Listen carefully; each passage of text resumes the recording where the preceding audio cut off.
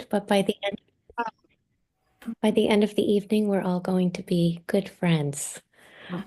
So at our first launch event earlier this month, Andrea Matheson gathered us around a sacred fire and led us in a beautiful meditation. And she's unable to be with us tonight, but we would like to again extend that invitation. So I ask that we all imagine that we are taking our places around a warming community fire as we prepare to listen to the stories about what it means to heal. Click on the video again. Imagine that we are sitting cheek by jowl, not only with each other, but with the spirits, our ancestors, with the animals, birds, and other beings who share our lands, with rushing river, pregnant rain cloud, and anyone else you may wish to invite to be with us. And let's take about 2 minutes of silence, both to arrive here together and also on behalf of those affected by the Myanmar earthquake, by the wars in Ukraine and Gaza and Yemen, and everywhere in the world where violence reigns, for the individuals who are being disappeared and whisked to locations known and unknown without due process, for the families that are once again living in fear and not knowing, and for all those human and non-human who are experiencing suffering of any kind. May our gathering tonight be for the benefit of all beings. Lisa, can you ring us in and out? Yes. Thank you.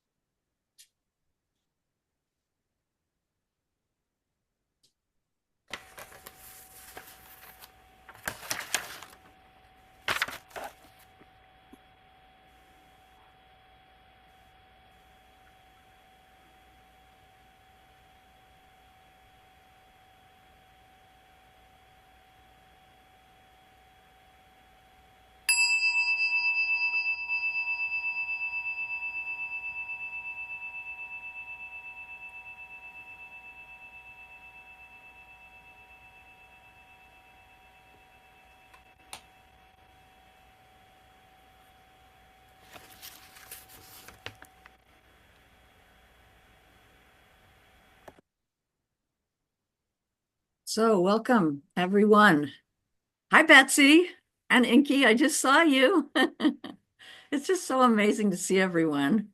And I'm only seeing half of you now, which is hard, but it's so great that you're all here for the second online launch event to celebrate the release of the Dark Matter anthology, Dreams Before Extinction, with selections from 10 years of stunning writing and artwork. The readers today are all from the second section of the book, Fired Anew, What It Means to Heal. Before I introduce them and say something about tonight's agenda, I just want to read this statement to you. Yes, we are caught up in a river, rushing toward a hot, stormy, and dangerous planet. The river is powered by huge amounts of money invested in mistakes that are dug into the very structure of the land, a tangled braid of fearful politicians, preoccupied consumers, reckless corporations, and bewildered children. Everyone, in some odd way, feeling helpless. Of course, we despair. So those words are from philosopher Kathleen Dean Moore, and they appeared in the second issue of the journal in early 2015. Clearly could have been written at this very moment. And I read it to you so that you could understand the experience that we had as editors as we started sifting through this material that started back in 2014 from 10 issues of the journal. And I wasn't hunting for something, that just jumped out at me today as I was looking for something else. It just was so astonishing to us in the way that each of the pieces seemed to be speaking to now. So I want to say a word about magic. Oh, and by the way, this book, Dark Matter, Women Witnessing, Dreams Before Extinction, was edited by myself together with Kristen Flintz, Anne Bergeron, and Gillian Goslinga. And you will be hearing from Gillian and Anne in the course of this event tonight. And you'll be hearing from Kristen again. So I just want to say a word about magic because there's been so much magic in the process of conceiving, founding, editing, and publishing this journal, and also of publishing this book. Lise, are you there by any chance? Lise McLaughlin, who is our publisher, said you might show up, but I don't think you did because she has very strange hours. She's usually asleep by now. Okay, I was going to talk about the magic of my meeting Lise, but I won't since she's not here. But believe me, it's a very magical story. I'll just say briefly how I met Lise, the publisher of this book. We were both at a march in Montreal that was what was a climate justice march. And it had 500,000 people. And I sat down next to this person who was holding a sign saying Sacred Earth, because all the other signs said something about climate, right? And I sat down next to her, and the person I sat down next to was Lise McLaughlin, who published the book. There were 500,000 people in that march. Okay, so magic. So I explained last time that this journal was Dark Matter Women Witnessing, was conceived in gatherings hosted by Dina Metzger, in particular, a yearly gathering in Connecticut called Together, which generally began with drumming and then a sharing of dreams. Of course. And I was so amazed by the dreams and the visions that emerged in these councils and also the communications with non-human beings and realms, and by the guidance and understanding that they offered. And it seemed to me it was guidance that was desperately needed in these times. And that was the inspiration originally for the journal. And the first issue appeared in November of 2014. And when I came to the next gathering, something happened that I still can't account for. I was aware at the time that I didn't want to be doing Dark Matter by myself, and that I really needed help with the editing and the copy editing. And I don't know, at the end of this gathering, I reached out to a woman with whom I don't think I'd even had a conversation, and whom, as far as I can remember, I knew only from her dreams. And I asked her, would you be able to help with the editing of the journal? And that woman was Kristen Flintz. Kristen, am I forgetting something? I don't know what made me do this. I have no idea. I reached out to Kristen and I said, do you think you could help me? And she said, yes, I would love to. And she has now been my assistant editor for 10 years. And it turned out Kristen had amazing copy editing and editing skills. I knew none of this when I reached out to her. And as we worked on the second issue together, it also became clear that she had this kind of sensibility that just beautifully complemented mine. And if I could put it this way, Kristen thinks through her heart. I've never known anyone who thinks through the heart the way that Kristen does. And she's also really finely attuned to all the other intelligences that this journal was founded to honor. That's fair, Lisa. What, Sarah? No, I said I'm pretty tuned to the land, to everything, all my Okay. life since I was born. Okay, but Kristen is finely attuned in ways that I frankly am not. And this contributes to the complementarity of our relationship. And that reaching out in 2015 was the beginning of a partnership that has produced 17 issues and a friendship that has survived the production of 17 issues and done more than survived. Kristen and I have taken such joy. And Annie, could you put up that photo? Are you there, Annie? Yep, I'll put it up. We have taken such joy in collecting the material for each issue and then seeing the ways that the individual pieces converse with each other and actually transform by being in each other's presence. And this is a shot of the two of us at Welcome Hill, which is our favorite place to meet and talk about the pieces in the issue. And we've just taken this Oh, in the woods. no, no. Talking about all the material in the issue and getting so excited, which is the excitement that you see on our faces. Oh, it's wonderful.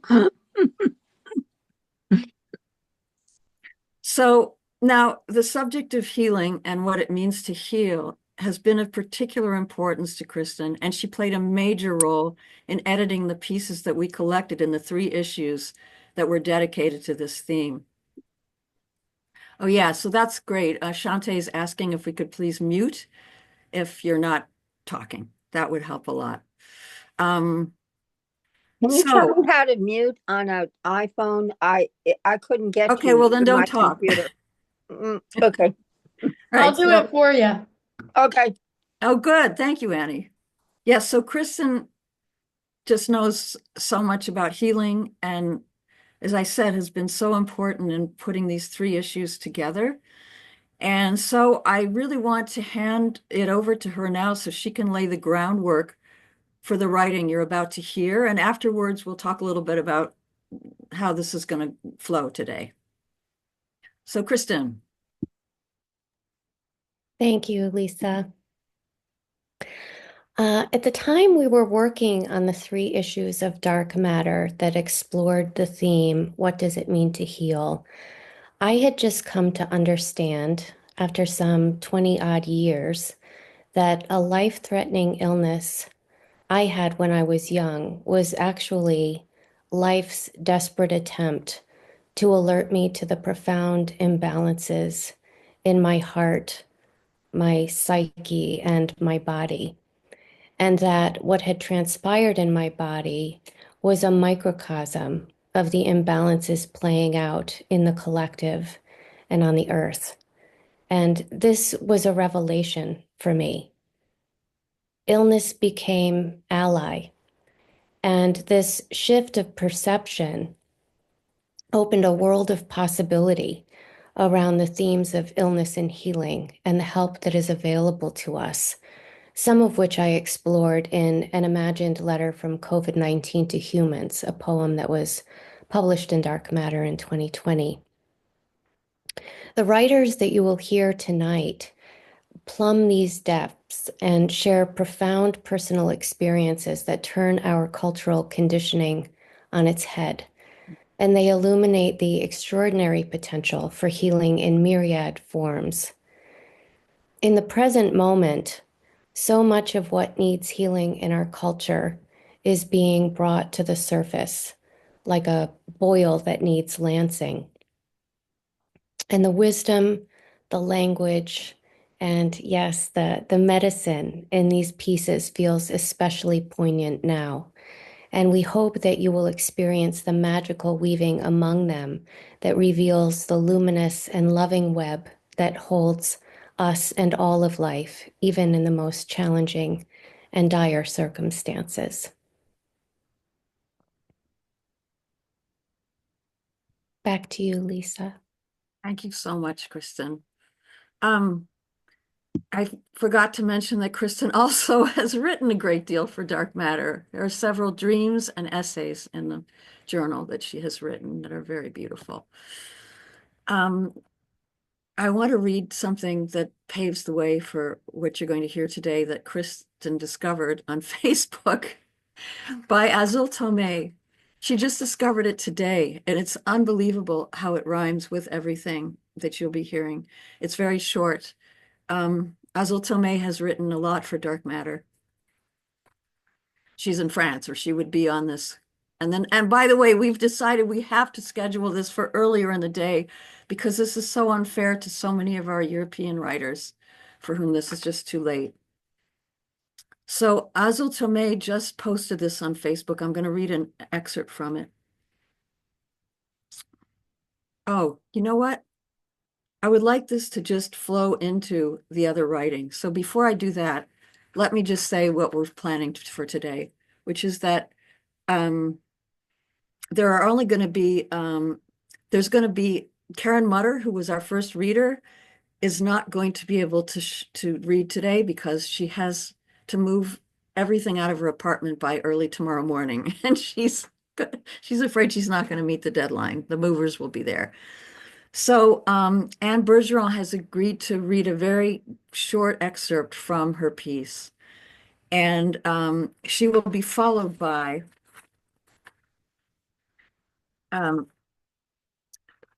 Sharon Simone and Lise Moisan and Carole Harmon. And after those readers, we will have a 10-minute breakout room. And this time, in the breakout rooms, each breakout room will have in it either a reader or an editor. They'll be larger than last time, I think, by a little bit, and there'll be more guidance because there will be a reader or an editor. And yes, we'll say more about that just before the breakout room begins. And then the last three readers will be Laura Davenport, Eve Sanders, and Shante Sojourn Zenith. So this is what Azul Tomei posted on Facebook today. The Forest of the Body. There is a story we are told about illness, a story of war, a body at battle with itself, a siege against pain, a fight to reclaim lost ground. We're given weapons, medications, therapies, strategies to defeat the intruder. But what if there is no war? What if illness is not an enemy, but a landscape? Not a curse, but a passage? Fibromyalgia shows me, bends me, presses me into the undergrowth. The old world, the fast world, recedes like mist. In its place, another world rises, deeper, darker, alive with voices I was too hurried to hear before. Pain is a language, though not always one I understand. Fatigue is a river, pulling me towards stillness. My nervous system trembles like a sapling in a storm, roots aching to hold. If this is a forest, then I am a traveler, and travelers do not fight the land they pass through. They learn its ways. So Anne Bergeron is now going to be reading from Karen Mutter's Jaguar Dream.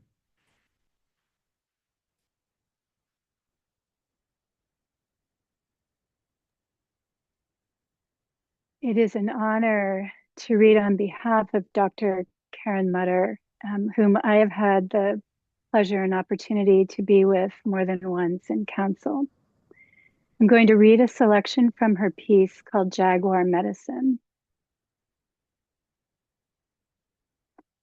I'm with my friend Sharon, who in waking reality was trying to navigate her way through a diagnosis of metastatic pancreatic cancer. She has asked me for help to further her understanding of a vision that has come to her. I drop into a trance and her vision comes clearly into view.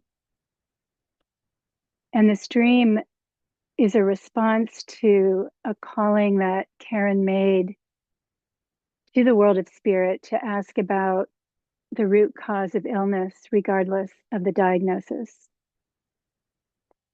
Sharon is in the jungle, lying in a hammock reading a book. Suddenly, a very large wild cat, a magnificent spotted jaguar, leaps over the hammock, narrowly missing Sharon, and knocks Sharon's glasses off her head. They fall down into a ravine over which the hammock is perched, lost forever. Sharon is startled both by the abrupt, close presence of the jaguar and also that her glasses have been ripped off her face. The jaguar reappears at the edge of the jungle and clearly speaks this message: you must see with new vision. And then Karen's response to this dream. No matter what the medical reports say, CT scan, pathology, blood work, there is an entirely different way to see them. It is the one-dimensional black and white medical way that incites such fear in us because it is not natural to move through the world without the imaginal realm. Imagine now if the diagnosis were offered with an understanding that the illness has come to reveal to you an entirely new perspective about the life you are living and the places that need healing. If we pay close attention and gather up the strands of the story that have woven the life to this point, the exact path that the illness is asking us to explore will emerge. This process requires companionship and community, stepping out of old patterns of thinking, and then listening deeply to the language of our bodies, dreams, and signs. Thank you, Anne. And I completely forgot to say Anne is one of the editors of the book. Some of you may not know that. And also the Sharon that Karen was referring to in that dream is the Sharon whose piece is up next, which Kristen will be reading because Sharon's eyes do not permit her to read it. A very small excerpt from her piece. And then Sharon will be speaking after that. Fired anew. Healing is a river, a live current, a cascade like the one I loved up in North Cheyenne Canyon growing up, a glissade down a mountain, a drill hole directed straight at one's tectonic plates. If you are fortunate, healing overtakes you, works your stubborn muscles of mind into clay, then fires you anew. I am fortunate. Healing has overtaken me. 2 years ago, I was diagnosed with stage 4 metastatic pancreatic cancer and given 2 months to live by a surgeon who unexpectedly encountered my belly full of metastases while operating to resolve a bowel obstruction following a pancreatic resection 5 weeks earlier. Today, I am well with no evidence of disease, supported by 9 negative CT scans and normal tumor markers over the past 2.5 years. I owe my well-being to the village sanctuary, as I have come to understand it these years, although the journey began years earlier. Called to attention. When I was a young girl still going to church, especially on Good Fridays, I loved the ritual chanting we did of the Litany of the Saints. We intoned the names of all the saints and angels, sitting, then kneeling, until our backs and knees ached. Sancta Maria, ora pro nobis. Sancta Maria Magdalena, ora pro nobis. Sancta Agatha, ora pro nobis. Sancta Lucia, ora pro nobis. Sancta Cecilia, ora pro nobis. We acknowledged mostly the male saints and church fathers, and a rare female saint, never the rest of creation. I did not know the language of the earth or her creatures though these had seated themselves in me, awaiting a time when I carried a mind that could recognize their communications.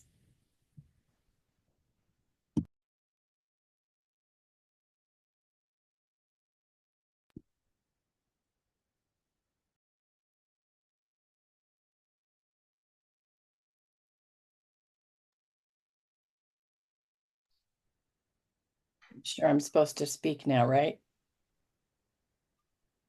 Yes, Sharon. Yeah.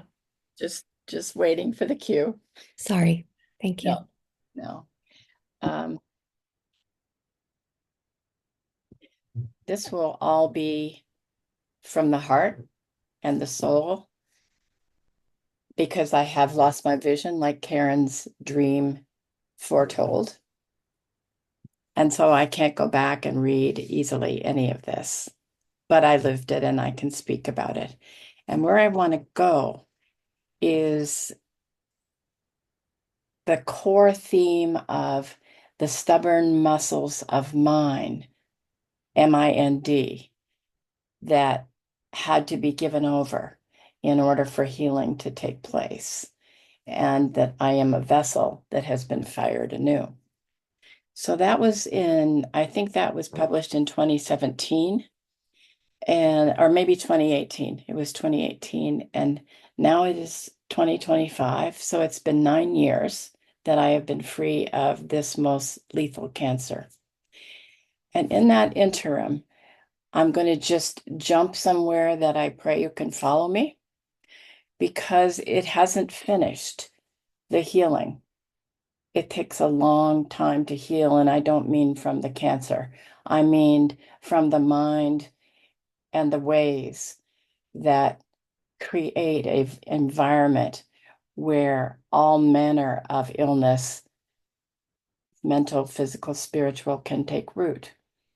And so where I am now, I'm going to tell you about a little bit of a story of what I'm writing now. And I only have like 2 minutes to tell you now. So I'm writing a book. I'm probably 90% finished with it.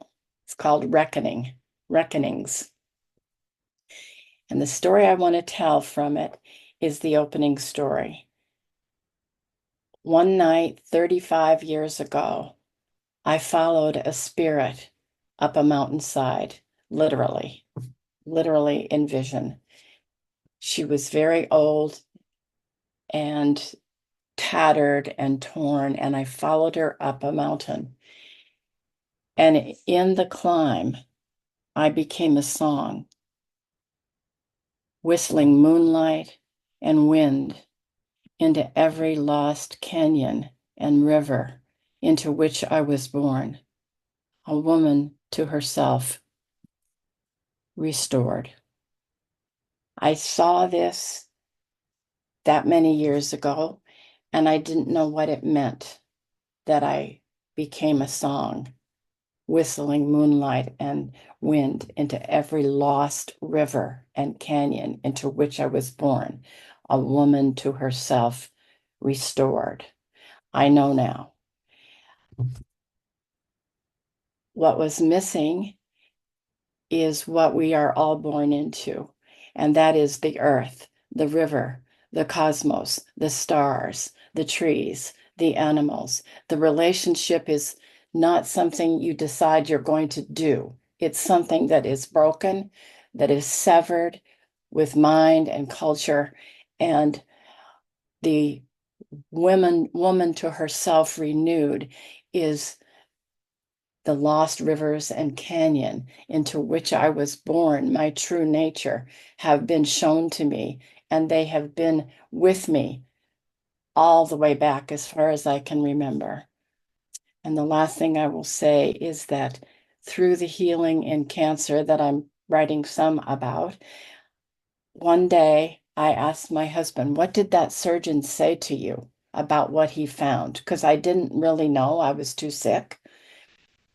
And he said you had 2 months to live, that you were full of cancer.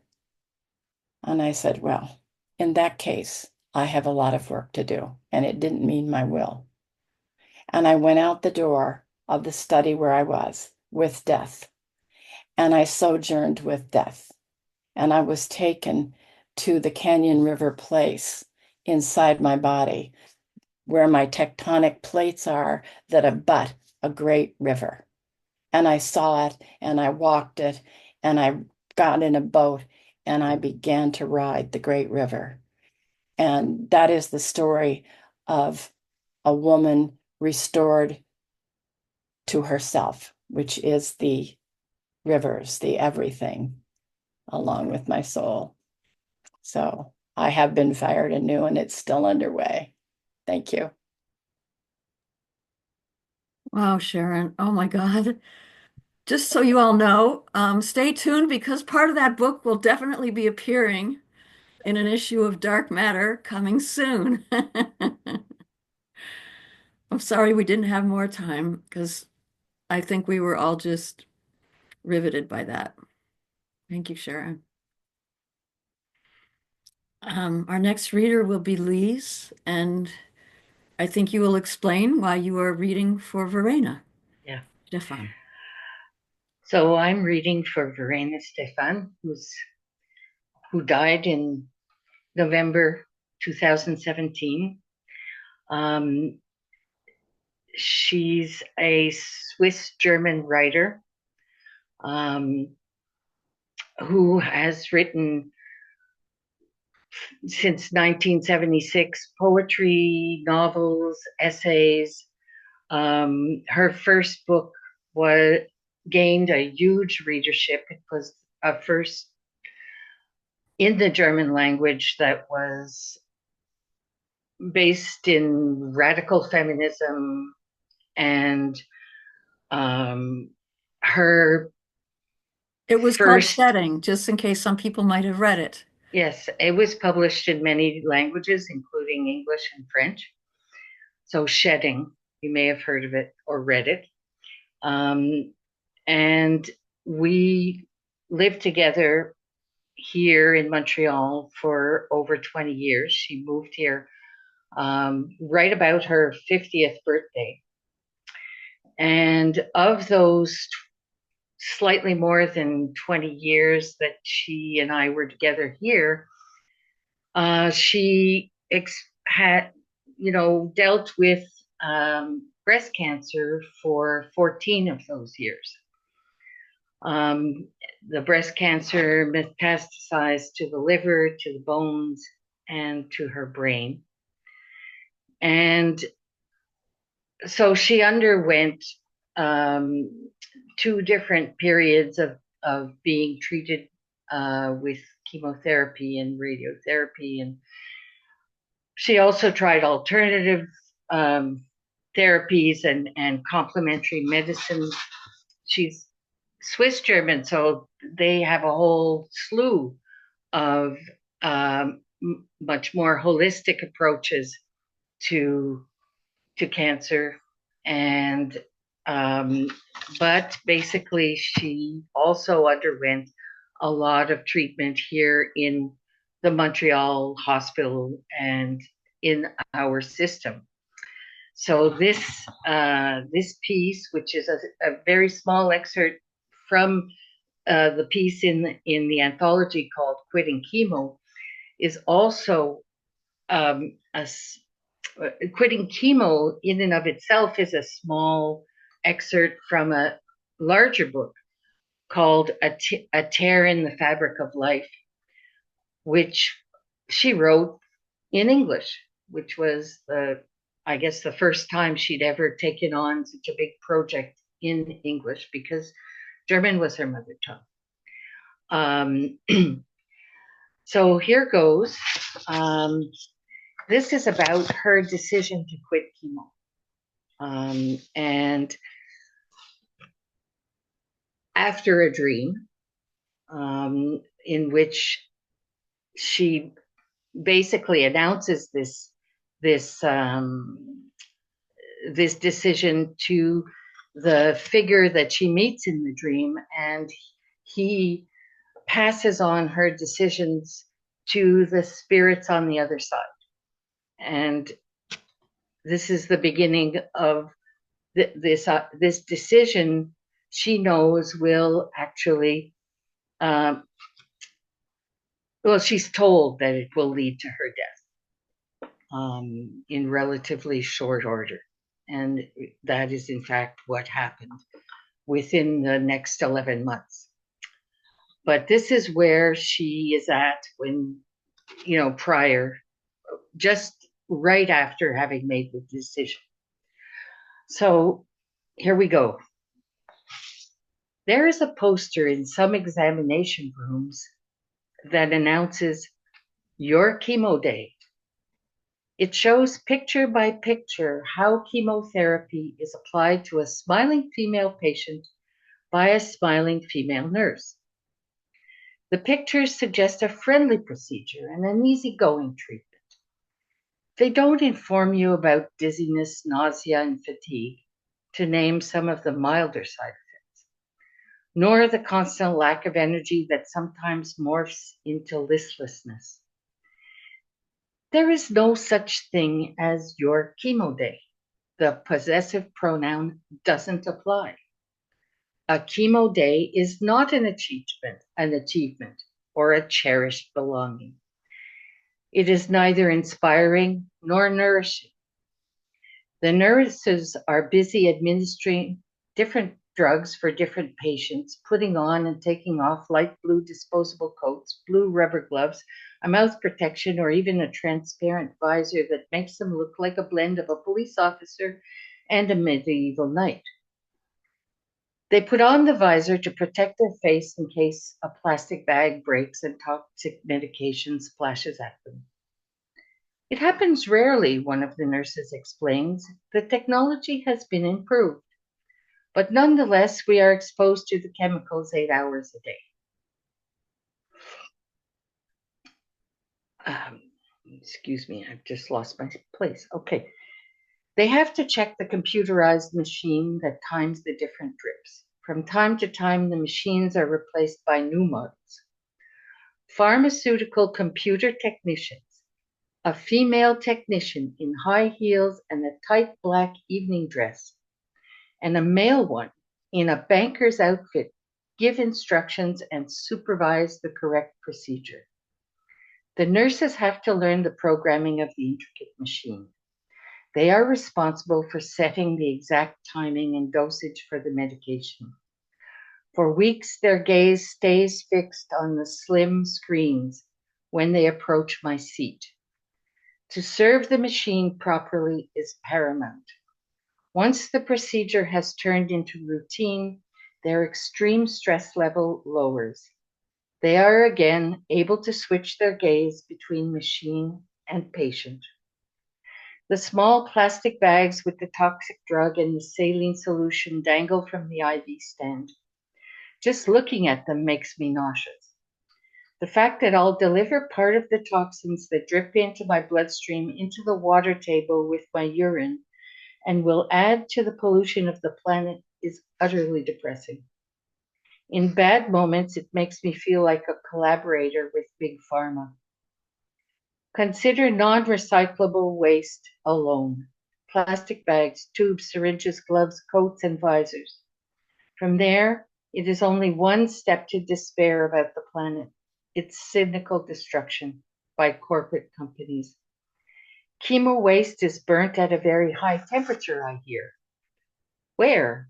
How? How are the emissions dealt with? Is the heat generated used for a good purpose? I haven't learned how the toxic liquid of chemotherapy running through my veins actually works on myself, except that it is meant to kill any fast-growing cancer cells in my organs or tissues. The information I get, first from the hospital pharmacist, then from the internet, speaks of possible side effects only. It feels like murky offshore business. What about the depths and hollows and cavities of my body? The veins sunken or vanished, the mucous membrane, the intestinal lining, my muscle tone, the streaked and brittle nails, the constantly broken skin on my fingers. All that I can see with my eye. It is the invisible damage that worries me more. For each side effect, there's a pill, which might have another side effect for which there's another pill to pop into a patient's mouth. I feel nauseous when I approach the hospital, I once told the oncologist. She nodded, smiling. We have a pill for that. Now, without the monthly trips to the hospital, a spell is lifting. In the space of freed energy, the connections to my body's memories grow stronger. As I did as a small child, I am pulling my hand away from an unwanted grip and guide. I am repeating one of my earliest gestures, an early manifestation of my desire for autonomy and freedom. I want to walk by myself. I can still feel the pull of the institution at my back. I am overwhelmed by my decision and shaky. Can I do without their suggestions, their promised safety nets? What will become of me? I am still walking, but don't know whether I want to continue being alive or not. What exactly is my life? What does strength mean? And what am I meant to do here for the time being? Love for my life companion of 20 years is growing daily. Gratitude for the good life we share is paired with the distress of leaving her behind. The love relationship will come to an end because my life will come to an end in the foreseeable future. When I move closer to that thought, my heart clenches. I turn my head abruptly around as if I could look away from it. We don't talk of this often. What can be said other than, I don't want to lose you, I don't want to leave you?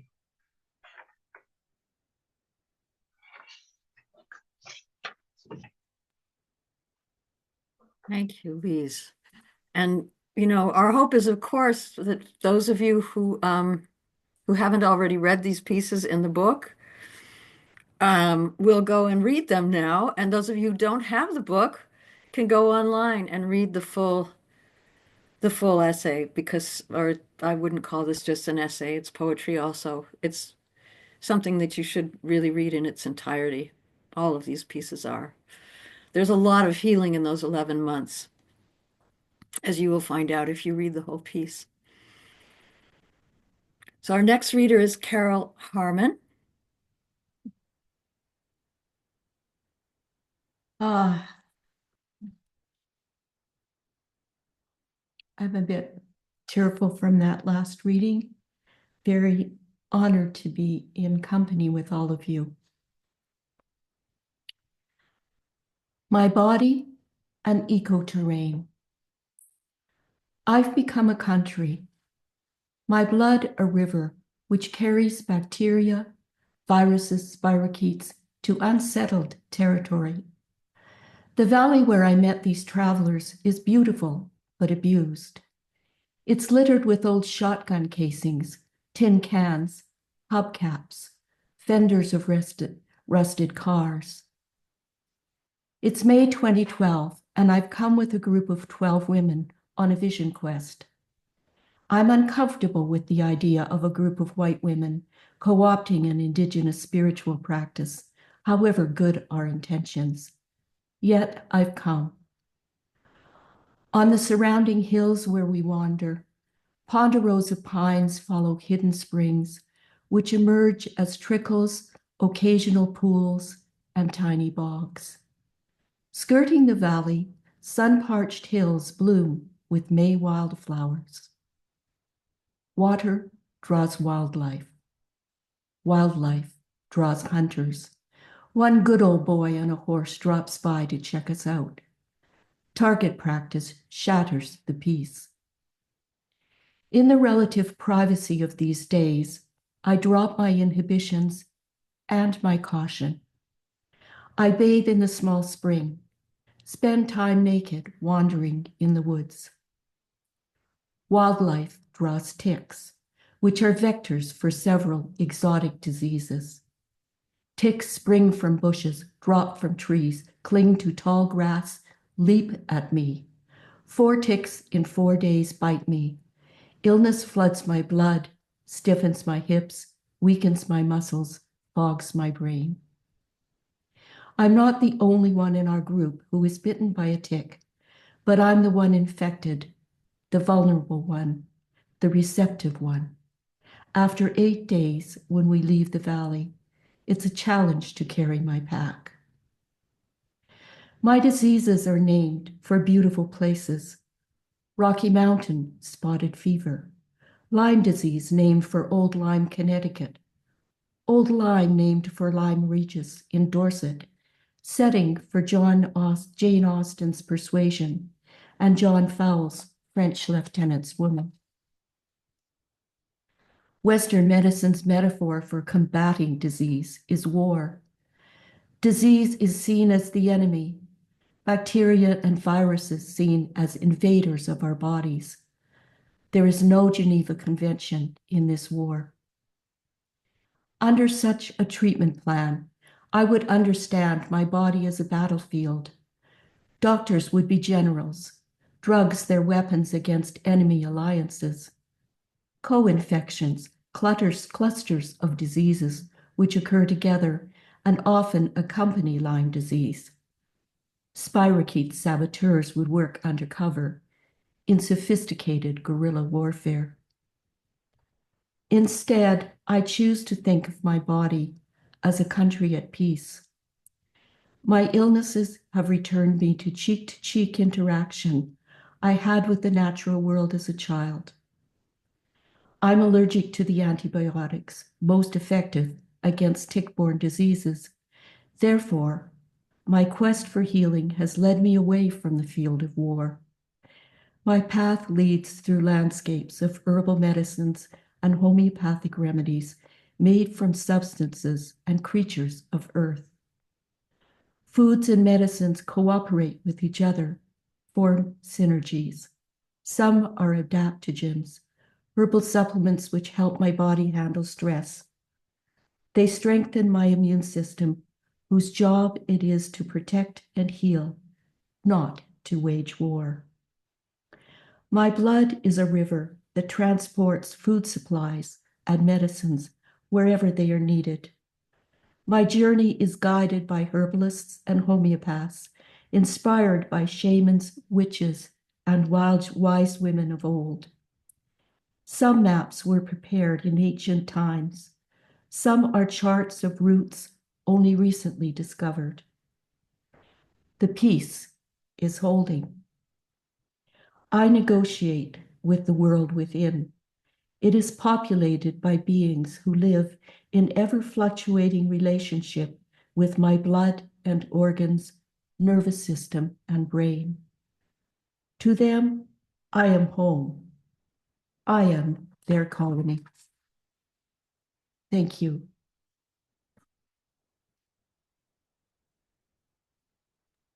Wow, Carole. This has just been, I'm sure you've all, as I have heard the repetitions, the resonances, starting with that Azul Tome thing that I read, the story we are told about illness, a story of war, which is exactly what Carole is writing about, and I think in their way, each of the others as well. And then the river keeps coming back. Sharon started by saying healing is a river, and the river is in your piece, Carole, and the river was in Azul's piece as well. So you're now all going to have a chance to converse about what you've heard because our tech wizard, Annie, is going to be putting you all into breakout rooms. And we were told last time you would like a little more structure. So you are going to have either a reader or editor in the room with you. And I think, Kristen, do you want to say more about what you thought people could talk about if they need instructions? I have a feeling you don't really need, I mean, I'm bursting with things to say, but Kristen, was there some other guideline that we had thought of that would be good? I think originally we were just thinking this is an opportunity for the community, both the writers and the readers, to converse with each other, which doesn't happen very often. So if there's anything you want to process, if you have questions for a writer that you've heard, if you want to share your own thoughts or experiences on the topic that we're exploring, the breakout room is a great place to do that. Yeah. It's not meant to be a high pressure environment, just an opportunity And to you don't get. have to do it, obviously. We'll be Right. back in 10 minutes Yeah. because we're going to really respect the 10-minute thing. I don't know. It might take Annie because takes a little bit of magic to get us all in rooms with readers. But while we're waiting, you can all take a pee break or whatever you need to do. Annie, do you know how much longer it's going to be? Oh, I'm ready to click the button Yay, whenever you okay. are. The Okay. magic carpet's going to take you all to these rooms.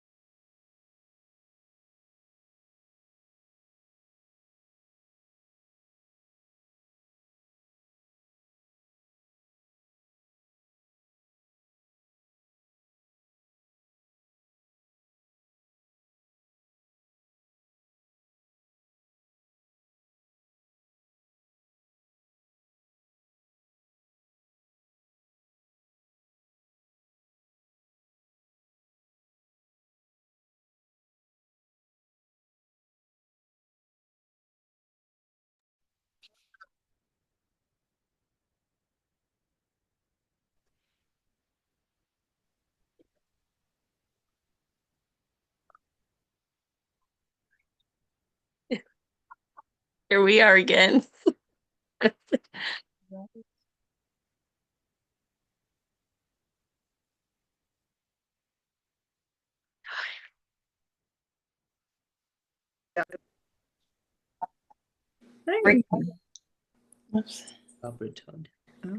Yeah, hi. Hello. Hello. Hello. Hello. You're like me. You got cut off and you were in the middle of something really Yes. nice. Oh, yeah. Yeah, hi. Hi.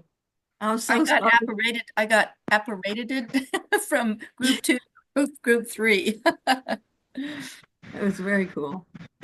Hey, I'm Wow. on a new group all of a sudden.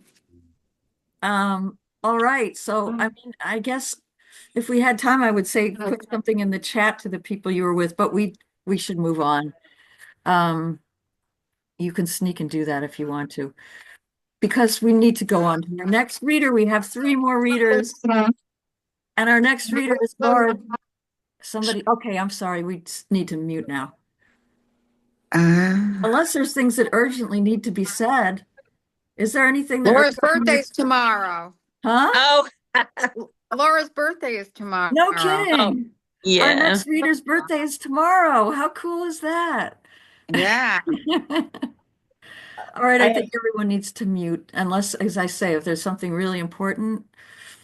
There is, I want to say something, but I Yeah. don't, I just want to say that was too short, that little meeting, because we were just getting into it. And I would like some continuation with, I can't see, so I don't know their names or anything like it, but I really feel like dark matter. And it's an iteration of it where there can be real conversation, not just Yeah. in dip out things. Yeah, I've seen a lot I of people are saying I yes would- to that. Yeah, it's going to be my forum. So make it, please. All right, we'll work on that. And I'll help. All right. I love it. Okay. Laura, you're on. It was December 2001, 9 months after my mastectomy for a recurrence of breast cancer. The regimen of chemotherapy left me as close to death as the cancer that had tried to consume me. I felt depleted in body and spirit. My soul waterboarded. Those close to me said, "Aren't you glad chemotherapy is over? Why don't you get out of the house? What are your plans for the holidays?" Between the lines, I heard annoyance and a demand that I move on, but I had no idea how to leave cancer behind. Friends stopped calling. Flowers no longer came. Calls of encouragement ebbed. My husband's patience wore thin. In the upstairs bathroom one evening, I turned off the faucet after washing my face. My husband yelled up from the living room where he was watching television. "Go easy on the pipes," he said. I looked in the mirror. An emaciated, bald, crying ghost stared back. My eyes would not look at the crater where my right breast had been, in a body I could not love. I'd lost what I felt defined me as a woman. Dean was concerned only with the plumbing. I had worked so hard to live, and now I just wanted to die. Then, at a gathering of women, an artist friend suggested I posed for an art class at the local university. She hoped it might give meaning to my ordeal while providing young art students a unique painting opportunity. The thought of posing nude horrified me. I remember summer camp when I was a kid, changing into a bathing suit in a 100-degree bug-infested outhouse so the other girls wouldn't see me naked. Surviving cancer twice meant I had been poked, prodded, and pricked repeatedly over many years. When I was hospitalized for 6 days with a fever of 104 degrees after my third intravenous chemotherapy, IV antibiotics could not relieve the bloom of painful and mysterious lumps that flourished on my labia. A mob scene erupted in the examining room when 5 medical specialists gathered for the view between my legs. I no longer felt I was in control of my body. I was afraid if I posed, I would be objectified as I had been before. But I could not allow fear to win. I wanted and needed to take charge of what I could in spite of all I'd lost. Posing felt to me like one thing I could do on behalf of my own healing. I did not care if it made sense to anyone else.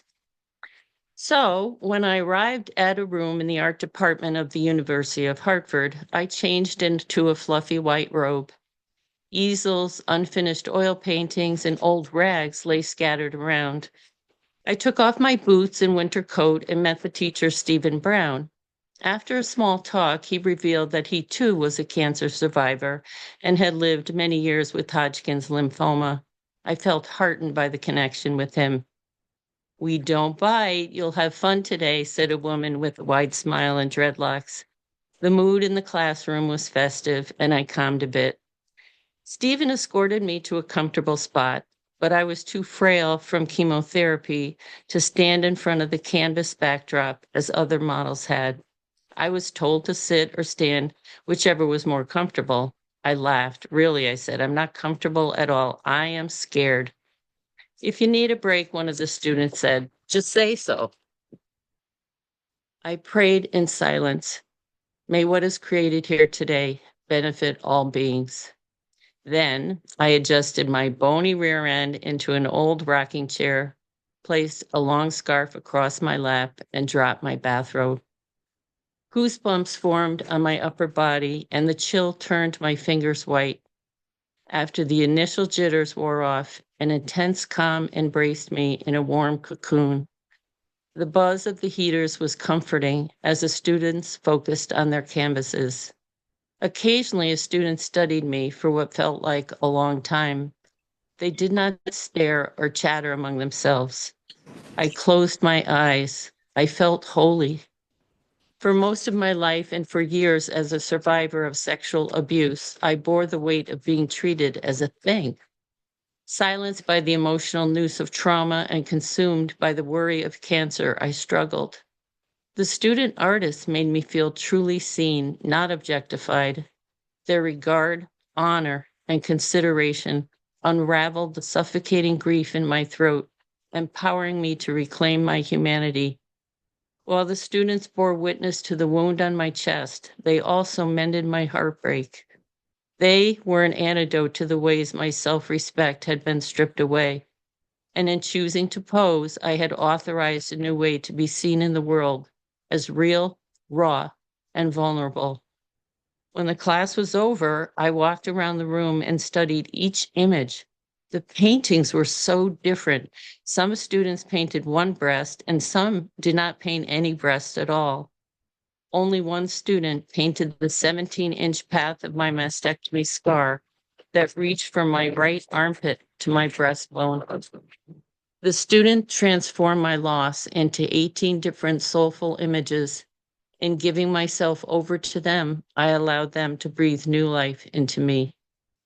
In 2002, Professor Brown asked me if he could paint me. My husband called my choice to do so whorish. To me, it was another way to claim agency.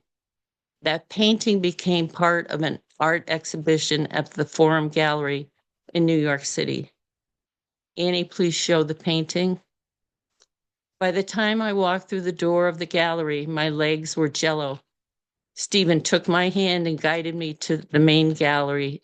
There he pointed to a 25 by 14-inch oil painting titled Laura. Stephen's painting captured me in a moment of despair. The visible wound on the outside mirrored the torment I carried inside, yet it also reflected the healing I had undergone. In the painting, as in myself, what was healed and what was broken coexisted.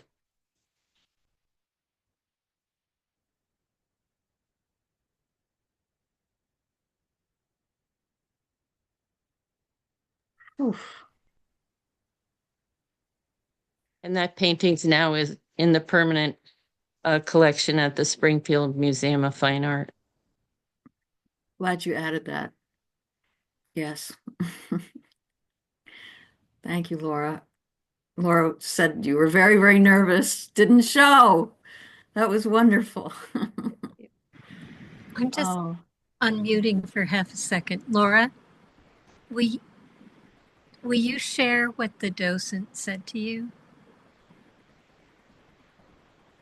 I don't know if we have time. No. I'll ask. go ahead. Go ahead. Kristen and I went to see the painting. We saw Heather on Thursday, and the docent came out and she said, I watch over you all the time. It was really lovely. I what? Say The that again. the docent at the museum says she watches over me every She day. watches over you every day. Oh, wow. So sweet. I will just add to that she walked into the room, and when she saw Laura, she was clearly overcome with emotion. And she said, I come in here every morning and I say good morning to you, and I say good night every evening before I leave. It was it was beautiful. It's a powerful painting.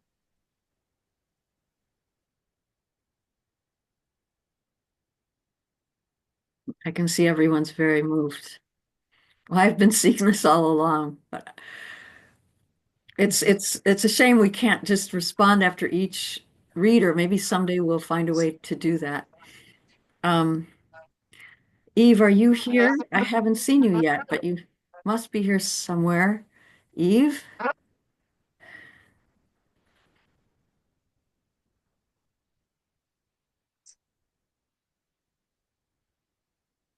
Eve?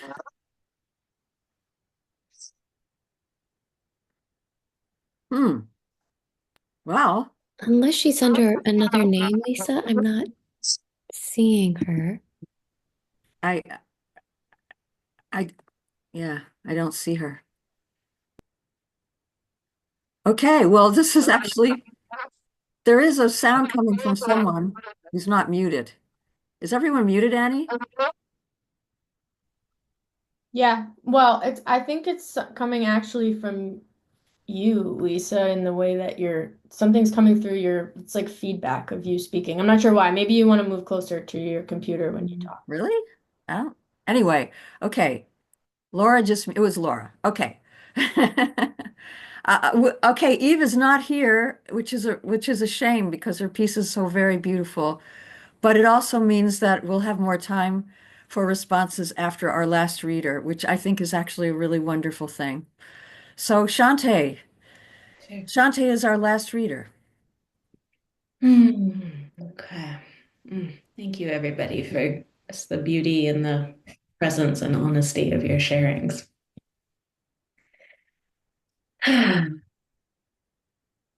Standing on first stone. Several years ago, I had a vision about my ancestors, a kind of waking dream as I stood at the edge of a river. Standing in the shallow water, sharp little rocks scattered the riverbed, biting into my bare feet. I felt my deep-time ancestors as the solid ground below me, holding me up.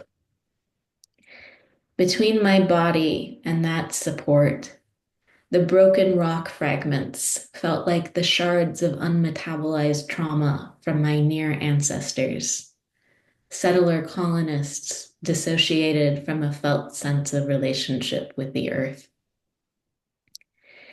As I stood there, immense somatic awareness came through my body in waves, and my right calf began to tremor. The pain from the sharp rocks was making it difficult to feel my feet fully on the ground. The experience in the river was provoked by a conversation I had earlier that day about the roots of our settler colonist trauma, in which my friends were talking about fear of difference, fear of death. They were sensing into the way that violence and domination originate in a need to control the ecological rhythms of life. As my friends were speaking about tracing the origin point of colonization, an intense flow of energy started to move through me as I touched into the felt sense of this archetypal rupture. I felt an aching hollowness in my chest and the sense of something melting, as if I had touched into a river of grief so vast I needed banks to contain my flow. If my kin are afraid of death, it is because we have lost the perception of ourselves as a part of the wider body of life. Later that day, I found my way to the river, standing barefoot in the shallow water with a prayer on my lips for a kind of belonging that I had never experienced. As I stood calf deep in the water, noticing how afraid my body was to fully allow my feet to touch the ground, time curled and I received a transmission from my ancestors. I felt the terror when, through some accumulation of unmetabolized trauma, the knowledge of ceremony was lost that webbed my people into relationship with the earth. Years later, in a bodywork session, as I pressed my feet against the hands of a trusted therapist, the somatic memory of standing in that river came back into my body to be witnessed.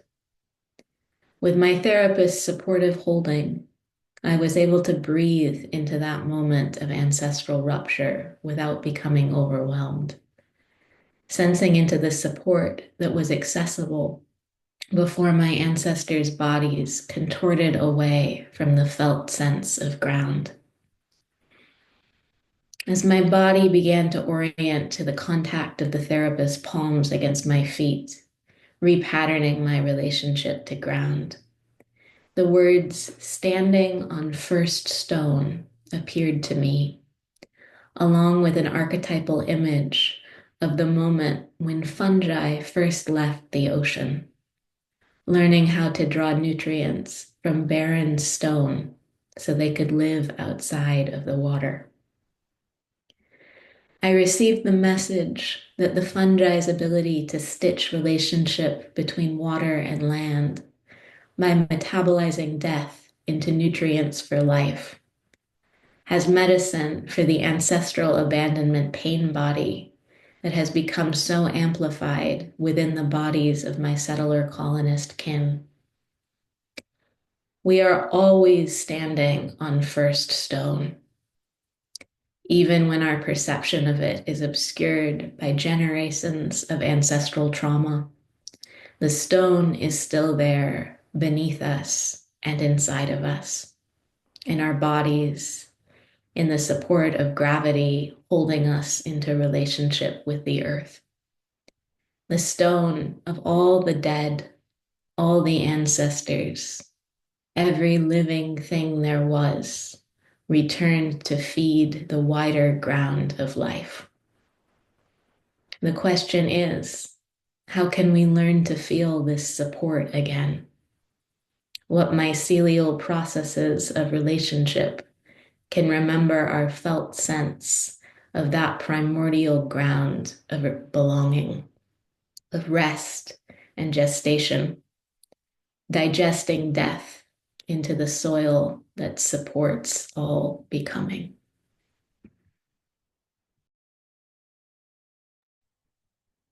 Wow. Wow. We published some really good stuff. There's some great stuff in this book.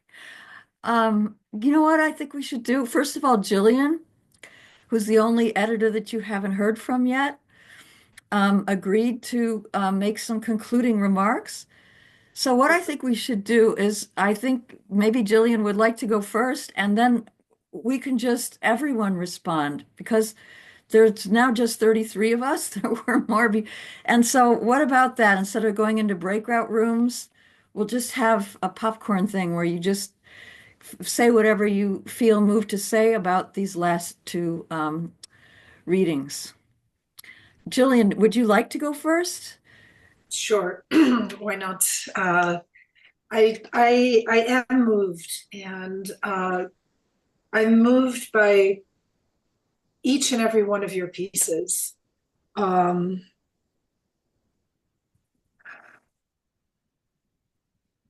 I want to say, I wonder, just like a show of hands, how many of us have actually wrestled and experienced or gone through the initiation of an illness like our authors have been talking about? I know I have. Exactly. Yeah. And I consider you each shamans. Illness is a defining feature of shamanic initiation, to be able to sort of the thing, healer, heal thyself. And the journey that you're describing of your own healing processes, to me, really makes me appreciate you as visionaries and shamans, visionaries in your poetry, but also in the courage of walking through the path less traveled, going towards the illnesses and the experience and the felt communications from not just the illness itself, but also your bodies and your wider field of experience, like Shante, the way that you can hear your ancestral legacy and inheritances kind of breathe through and speak through your tissues, your very felt sensorial space. I mean, that's profound. Laura, when you said, your closing statement, I thought you chose so beautifully to end your reading with what was healed and what was broken existed side by side in my body, just as it did in the image in the painting. I think, that really struck me, because each and every one of you are speaking about that coexistence of both what is broken within us and then something within us that is actually healed and whole, or remembered as whole. And I think that's the shaman. The shaman has, a foot in both worlds, in what is broken and what is whole. And it's holding that place of duality within a single frame of experience that makes what you have each shared with us, for me, so profound, both at an individual level and a collective level. I think you're way showers, and I want to close by what I shared in the small group. I see, these illnesses as shamanic initiations, not just at the individual level, but at the collective level. There's so many of us that have experienced exactly a version of this in the past 10, 20, 30. I know people who went through this in the 80s and the 70s, like a first wave of initiation, where what we take to be normal gets deconstructed by the experience itself. And just last year, I think Sharon spoke to that. Just last year, I realized, God, Jillian, you haven't been healing yourself of cancer or your lineages of trauma or your blah, blah, blah of this to return to a state of wholeness as a human being or as a lineage or as a society or as a culture. You've actually been healing so that you can be restored to what was just said, belonging to this earth.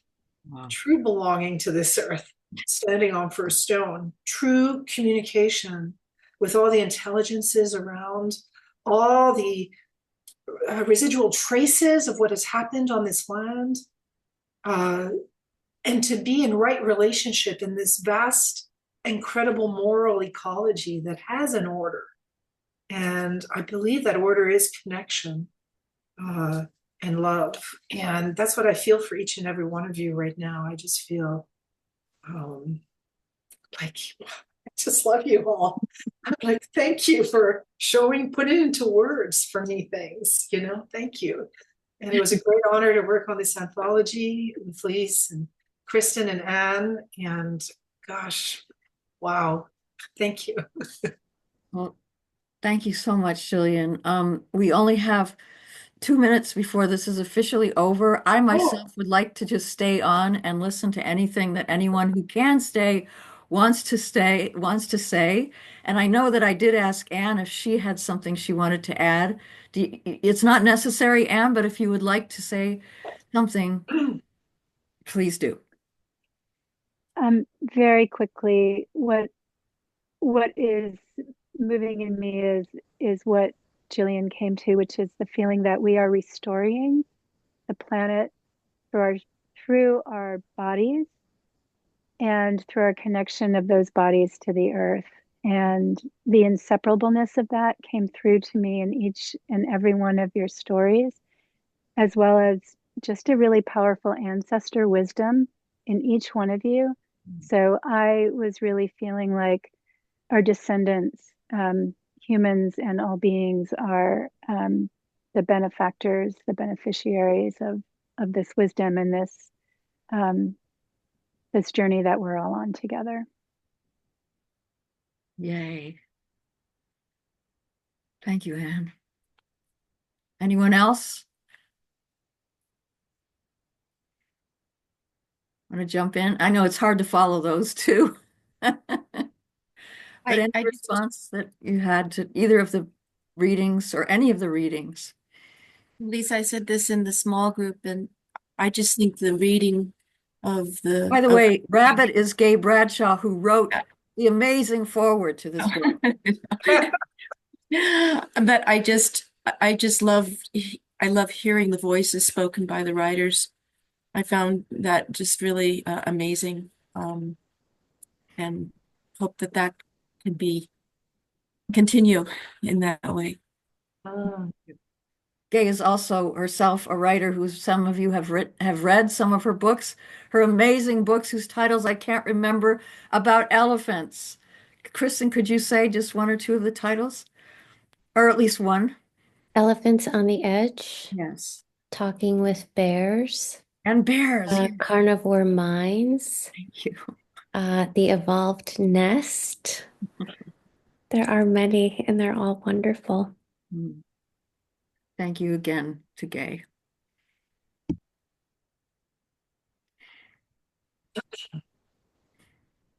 Just want to thank everyone. I'm very moved, deeply moved by the writing, the reading, the people, the soulfulness of it all. And sadly, I have to get off now to take care of my daughter. But I'm very grateful. And one of my survival tactics in the last few decades of my life has been to find one beautiful thing each day to be aware of and to appreciate. And there was so much beauty that came through in these readings, despite the sorrow and depth, the depth of pain. So thank you. Thank you very much.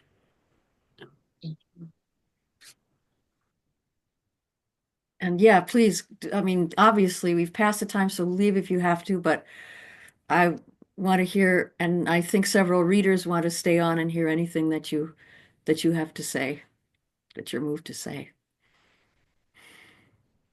So much. I too have to go. I have to go back to work, unfortunately, but I'm moved beyond. I'm a bit wordless.